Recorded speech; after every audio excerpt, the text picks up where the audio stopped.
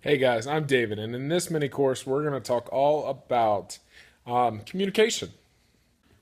All right, so communication is an important piece for your classroom.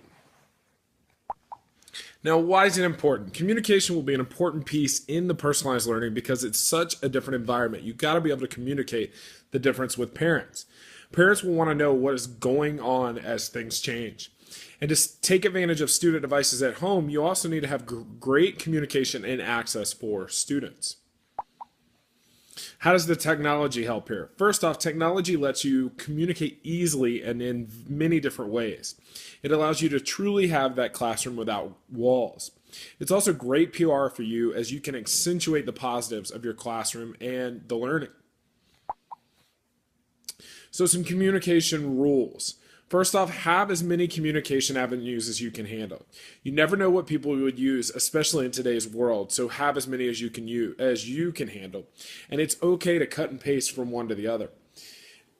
Second, consider having a website, which gives you lots of flexibility on format. This does not mean you have to abandon an LMS like Edmodo. Just use them together. Consider having a special group or section for parents to communicate their needed info, not just the student needed info.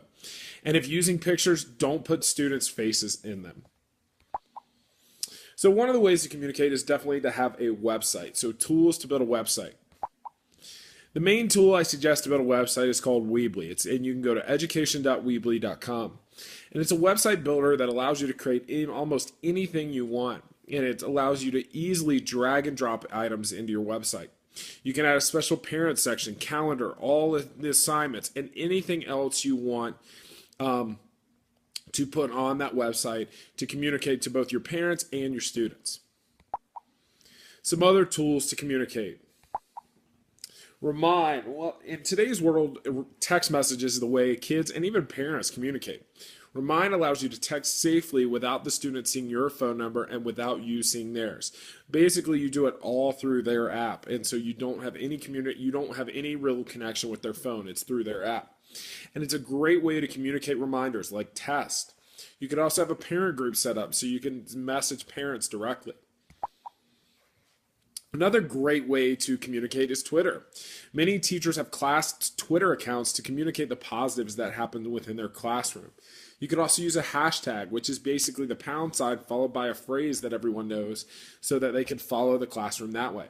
It's also a great way for you to learn about instructional technology. There's lots and lots of different resources and ways to build a PLN on Twitter. Google Plus. Google Plus can be a great way to communicate in schools. Google Plus is basically Google's version of Facebook. And where it's really good is that you can put parents and students in their own circle. And what that means is you can send a message directly just to that circle. And so you can basically have a parent group that sends a message directly to that parent group. And also, it's fairly easy to get going as most people already have a Google account. They just don't know they have a Google Plus account. So you just have to have some directions on how to connect with Google Plus.